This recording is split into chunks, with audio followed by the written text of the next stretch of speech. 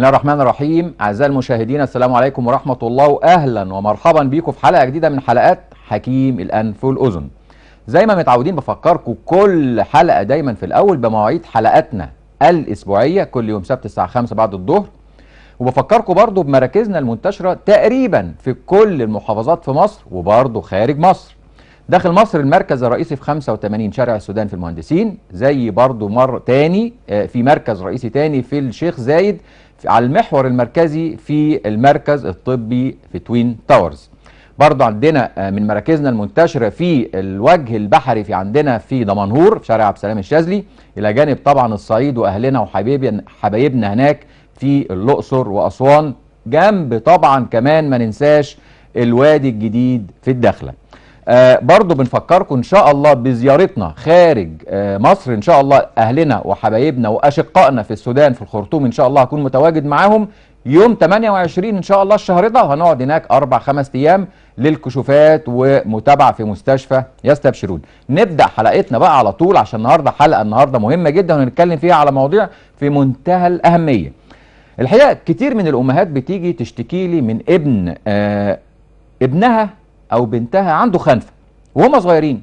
الحقيقه السن بتاع الاطفال الصغيرين والخنفه وطلوع الصوت من الانف وخروجه من الانف منتشر جدا، ولكن الحقيقه خلوني اقول لكم بصراحه الموضوع سهل جدا، لان عاده بيبقى فيه لحميه في الطفل ولوز، وبنكشف عليه وبنطمن ان مفيش مشاكل في السمع، وبنقول لها ان الطفل عايز لوز ولحميه وبتتشال، والطفل بفضل ربنا بيتحسن سريعا.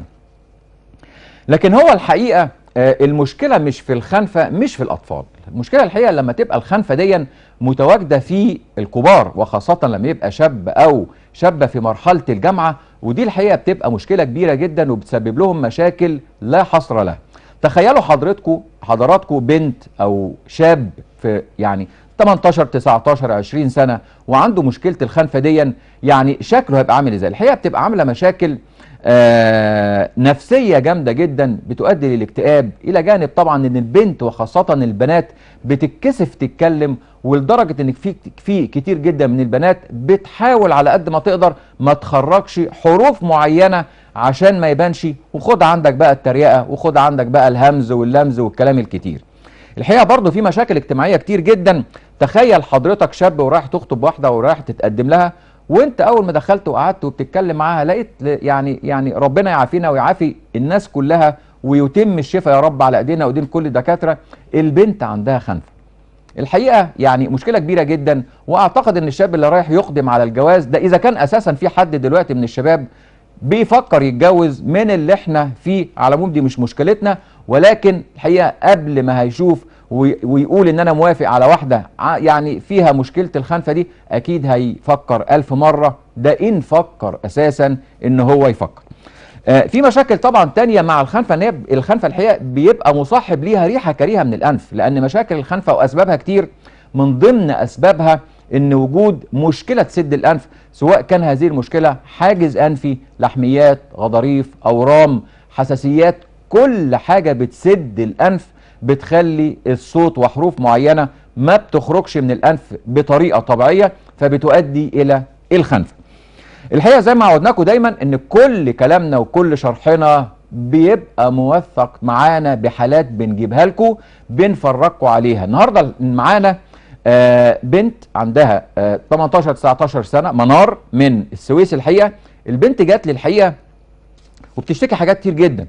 اقول لكم المفاجاه ان البنت اساسا الخنفه ما كانتش عامله لها مشكله، لان كتير جدا من الناس اللي بيبقى عندهم خنفه ولو حتى بسيطه شويه ما بتبقاش عامله لهم مشكله، ان هم تعودوا على كده، لكن بيبصوا يلاقوا المشكله جايه منين؟ من اللي بيتكلموا معاهم، من صحباتهم، من صحابهم، من الناس المحيطين بيهم. فعشان كده الحقيقه بتبقى مشكله كبيره جدا. منار الحقيقه ما كانش عندها بس خنفه، كان عندها كل مساله على حاجه تقول لي كل مساله عن حاجه تقول لي عندي يا ستي عندك صداع، عندك خنقه، عندك شخير، عندك مشاكل في المعده، عندك مشاكل في البول، ايه يا منار؟ مش معقول.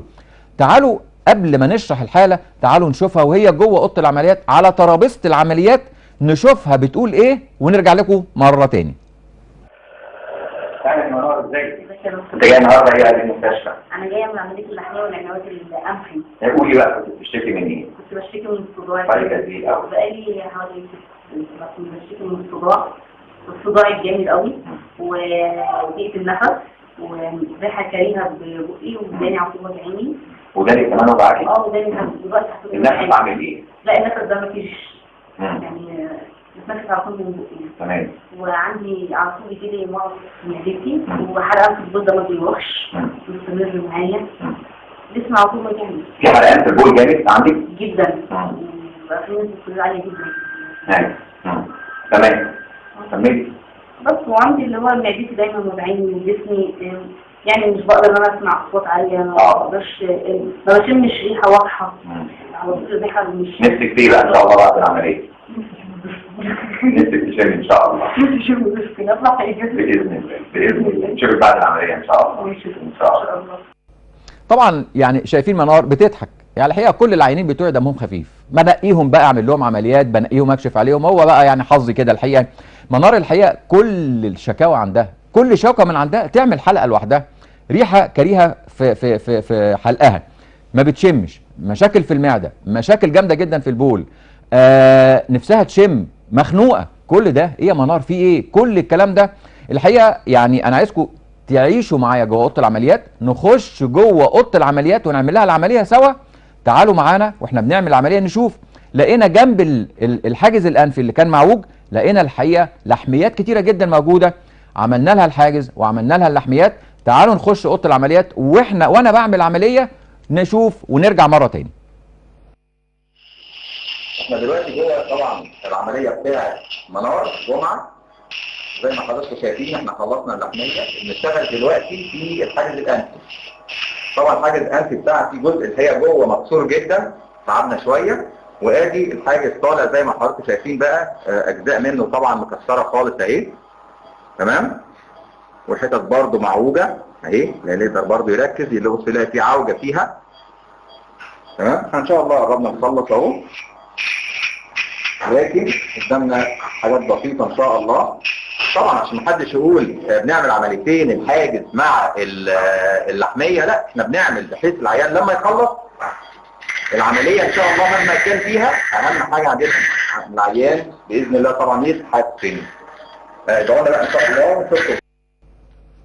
شفتوا حضراتكم بقى يعني الحاجز شكله عامل ازاي وطالع شكله عامل ازاي. محدش بقى يجي يقول لي يا دكتور هشام انت بتجيب حاجات يعني عمليات وحاجات صعبه وما بنقدرش عليها. انتوا اتعودتوا معايا بقى ان انتوا تتفرجوا جوه اوضه العمليات واحنا بنعمل العمليات واحنا بنفتح واحنا بنخرج اللوز واحنا بنشتغل جوه الودن واحنا بنشتغل جوه الحاجز الانفي. خلاص بقى جمدوا قلبكم معايا.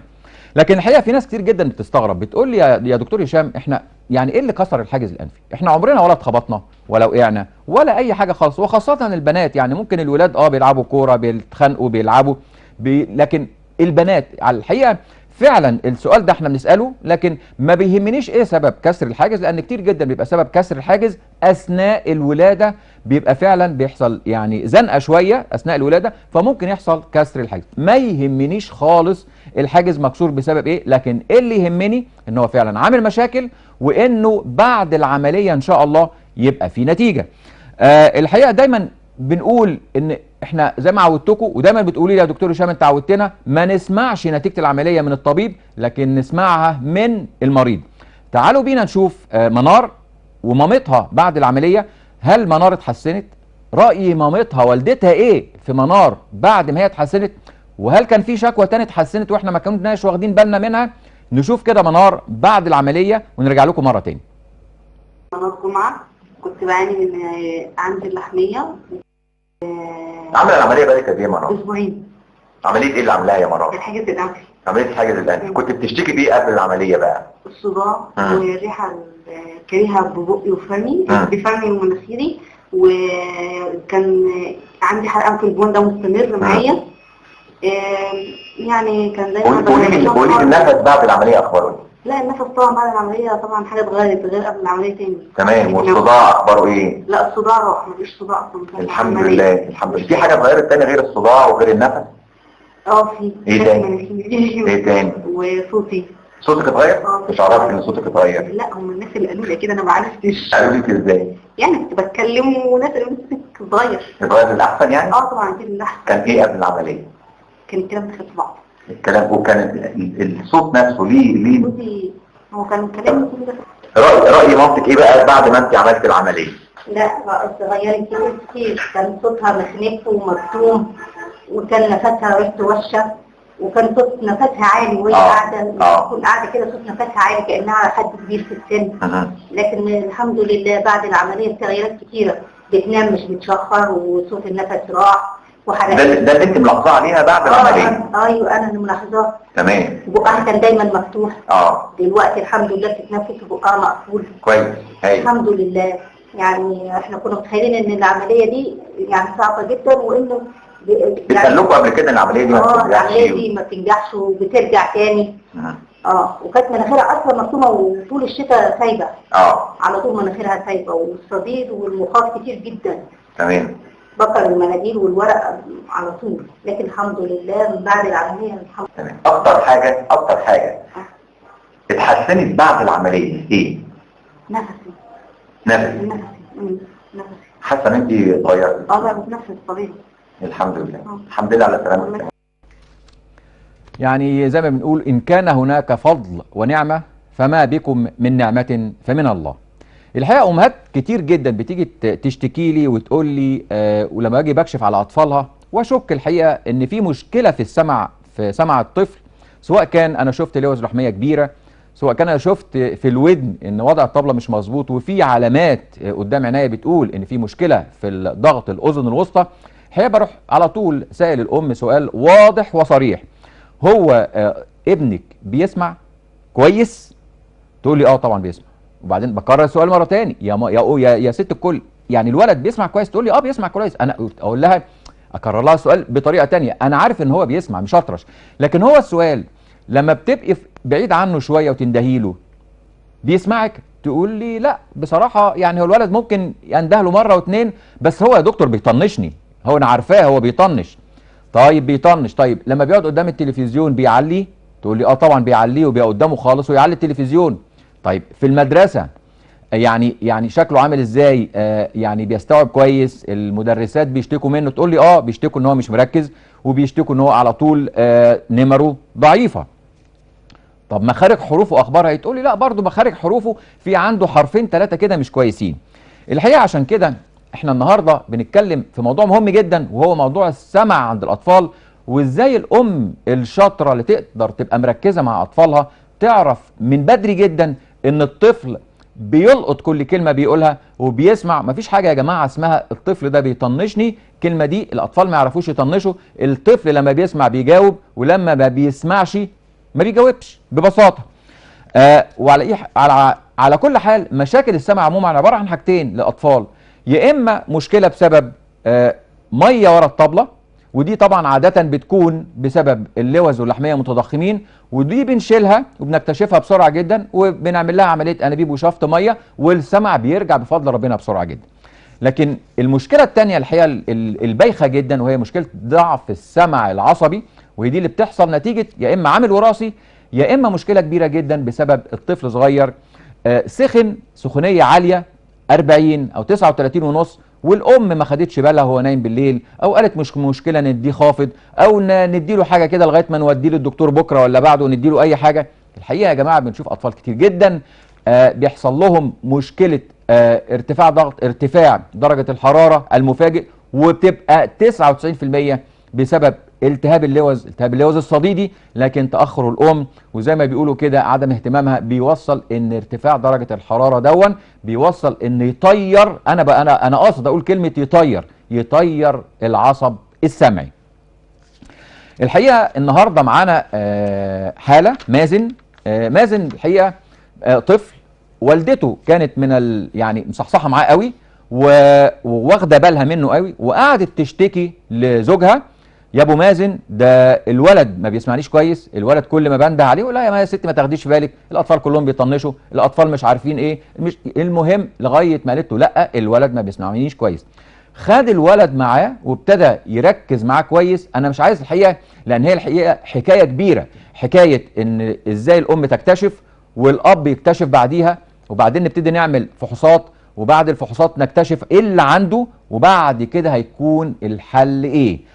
انا مش عايز احرق لكم القصه الكبيره دي، تعالوا نتفرج على الفيديو ونشوف احنا ازاي الام اكتشفت، وازاي احنا عرفنا وفحصنا مازن وبعد كده عالجناه ازاي. نشوف الفيديو ونرجع لكم مره تاني. قول لي بقى حضرتك ايه مشكله مازن؟ مشكلة مازن دلوقتي، مازن عنده 6 سنين. من حوالي 3 سنين والدته عمالة بتكلمني وتقول لي مازن عنده مشكلة في السمع. أقول لها لا مازن كويس. قالت لي لا، أنا قاعدة معاه في البيت وبعد التلفزيون يقول لي أنا مش سامعه وفي مشكلة عنده وفي حروف في النطق بتاعته مش مظبوطة. فبصراحة أنا كنت واخد الكلام إن هي يعني مش منطقي يعني. فبعدين بدأت تاخد مازن معايا الشغل ويخرج معايا وكده، بدأت ألاحظ إن في عنده مشكلة في الإيه؟ في السمع شوية. فكشفنا عليه، فالدكتور قال لي عايزين مقياس سمع. كويس. فجيت بقى على ما اكتشفتش وخدت بالك إن مازن ما بيسمعش كويس الا من 6 اشهر بس او من سنه بس؟ انا ما اقتنعتش شخصيا. انا ما اقتنعتش قبل كده لما بدات احتك بالولد ويجي معايا ويمشي معايا وكده. ساعات كده الاحظ ان هو في كلام انا بنده له عليه ما بيردش. كويس. فاقرر عليه يرد. تمام. فقلنا نشوف فيه ايه، يعني ايه المشكله دي. هنحتاج بقى نعمل لمازن طبعا قياسات السمع ونطمن ونشوف العصب بتاع السمع شكله. تعالى اتفضل.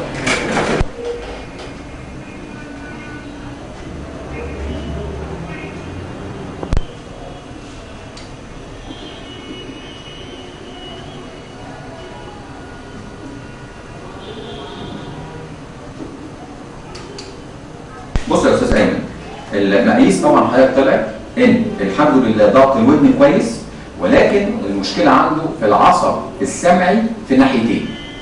المقاييس اللي انا شايفها دي الولد هيحتاج ان احنا نركب له سماعه على الاقل في ودن واحده، وتكون سماعه كويسه عشان يقدر يسمع بيها ويقدر يتفاعل ويبتدي يعيش بقى بينكم كطفل طبيعي. ايه راي حضرتك؟ انا ما عنديش مشكله. طب ما فيش علاج يا دكتور ايه السماعه؟ للاسف العصب السمعي لما بيتعب ما لهوش اي علاج خالص غير ان احنا نركب سماعه ونحافظ عليه ان شاء الله، بحيث نقدر نركب السماعه ونجيب نتيجه.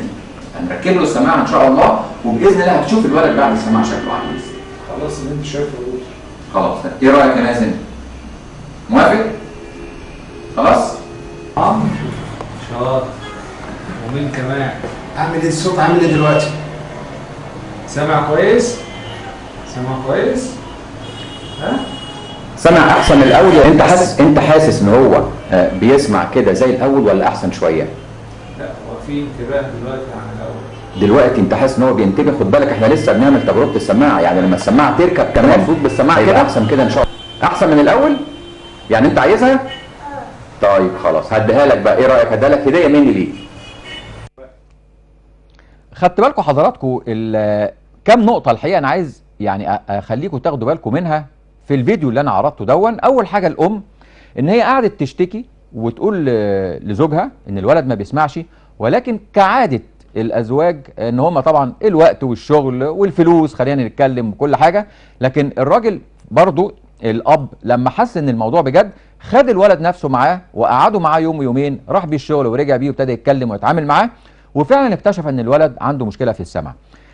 جابهولي طبعا، عملنا له قياسات سمع طبعا مهم جدا فحوصات السمع دي اللي قدرنا نكتشف بيها ونعرف الفرق بيها، هل هي مشكله في السمع ضغط ودن ولا مشكله في العصب، واكتشفنا زي ما حضراتكم شفت ان المشكله في العصب.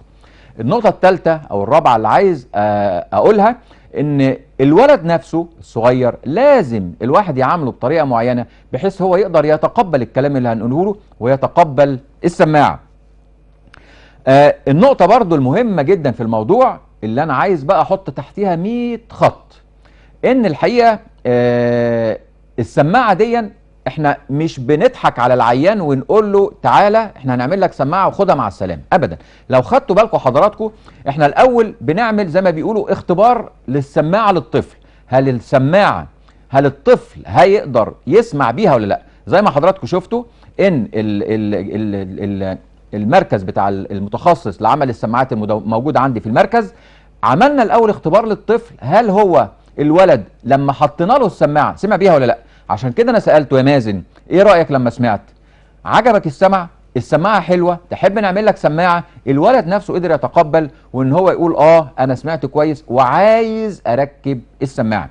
الحقيقه لو الولد رفض السماعه سواء نفسيا او عصبيا او اي حاجه، او السماعه في بعض الحالات ممكن ما تكونش بتجيب نتيجه، الحقيقه احنا بنقول خلاص يبقى احنا مش هنركب سماعه. يعني عايزين نقول ان احنا مش هندفع فلوس للسماعه الا لما نجرب السماعه ونقول ايوه السماعه كويسه، وايوه السماعه جايبه نتيجه معايا وانا عايز اسمع. في فرق كتير جدا وفي اشكال كتير جدا من السماعات. تعالوا نشوف بقى مازن بعد ما ركبنا له السماعه وشكل التحسن بتاعه وشكله عامل ازاي، وقد ايه الولد قدر يتقبل فكره السماعه ويحطها وبقى يمارس حياته طبيعي جدا. بدل ما كان سمعه ناقص 50% رجعنا له سمعه بفضل ربنا طبعا اولا واخيرا ل 100%. نشوف مازن بعد ما ركب السماعه ونشوف اخباره ايه ونرجع لكم مره تاني. انت ما كنتش سامعني كويس ليه بقى؟ ايه رايك لو ركبنا لك بقى السماعات عشان تسمعني كويس؟ ماشي؟ ها؟ هركب لك سماعات مش هداك خالص في ودنك، ايه رايك؟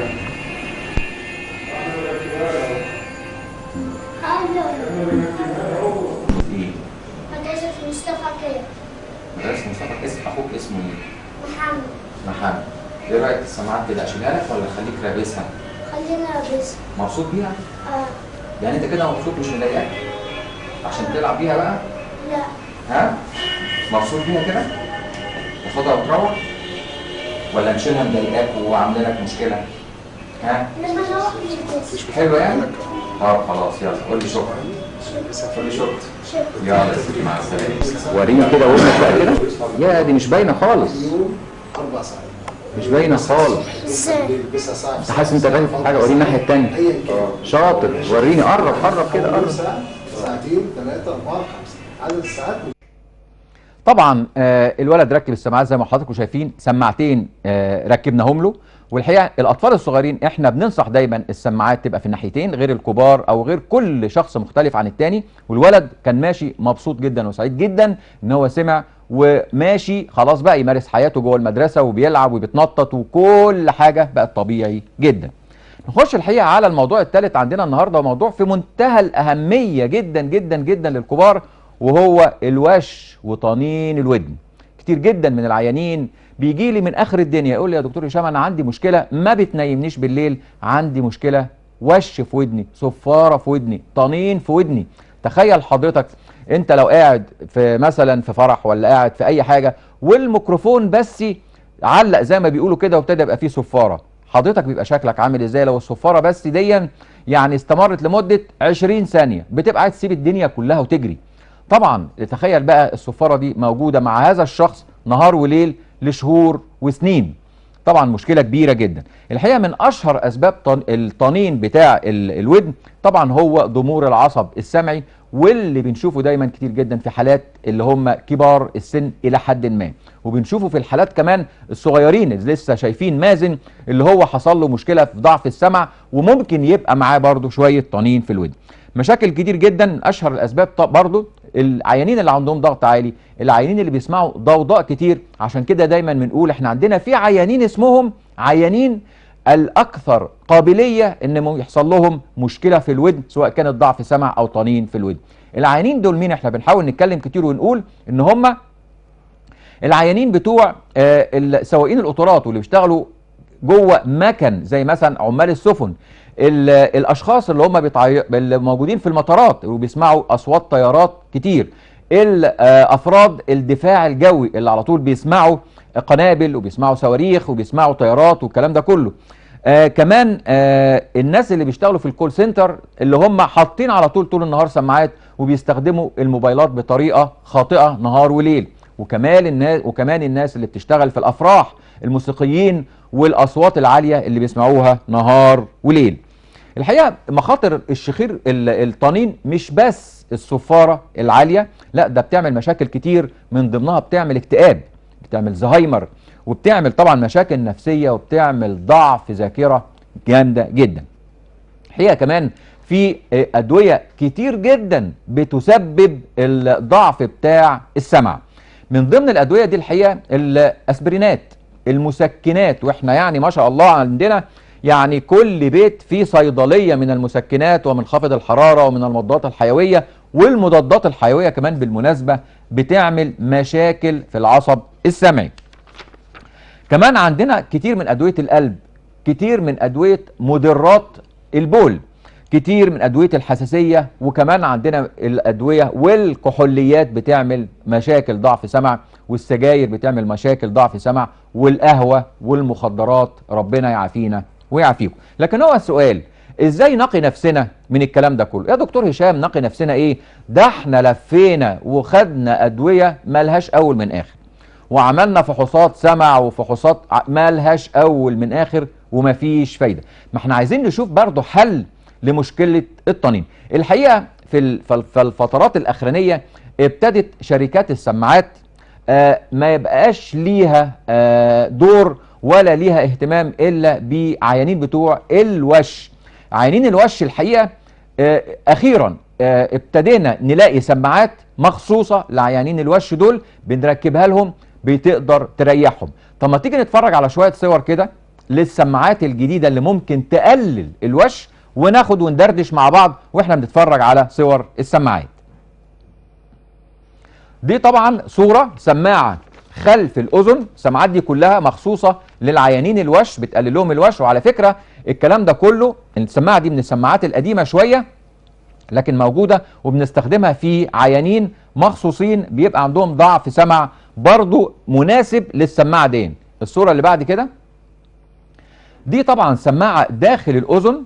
السماعات دي طبعا سماعات حديثة جدا ومتواجدة لضعاف السمع، وكمان متواجدة للناس اللي عندهم وش، بتقلل الوش جدا. والحقيقة ميزة السماعة دي ان هي بتتركب وبتفضل العيان لابسها حتى وهو نايم، لان هي السماعات دي بتبقى معمولة مخصوص ان هي اولا بتحسن السمع، وفي نفس الوقت بتعمل حاجة اسمها ماسكينج او بتعمل اختفاء للوش اللي بيبقى موجود داخل العصب السمعي.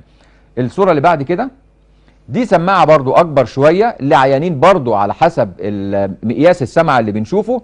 السماعة دي اكبر شوية وبرضو بتقلل كمية الوش جدا جدا جدا، وبرضو بتحسن السمع في نفس الوقت. ومن مميزاتها برضو ان العيان ممكن ينام بيها، يعني يلبسها ال 24 ساعة بدون اي مشاكل خالص.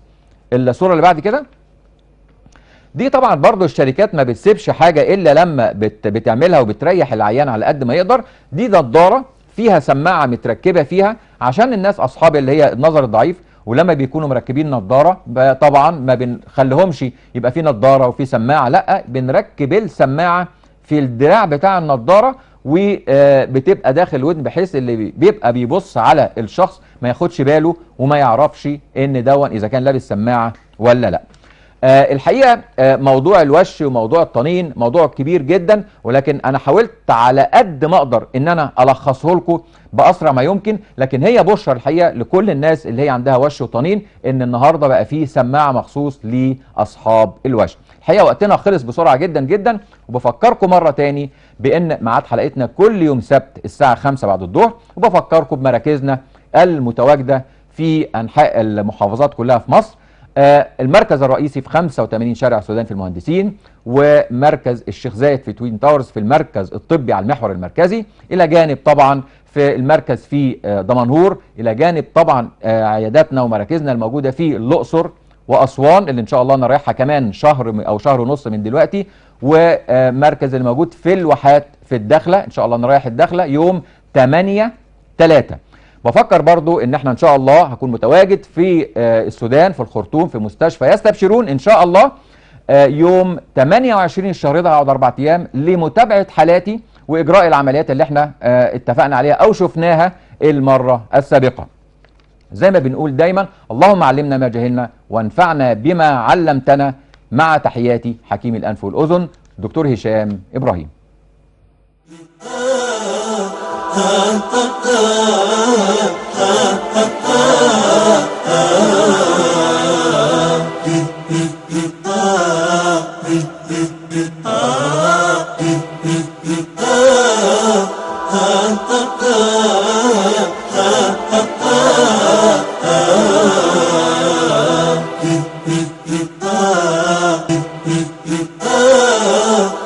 منطقة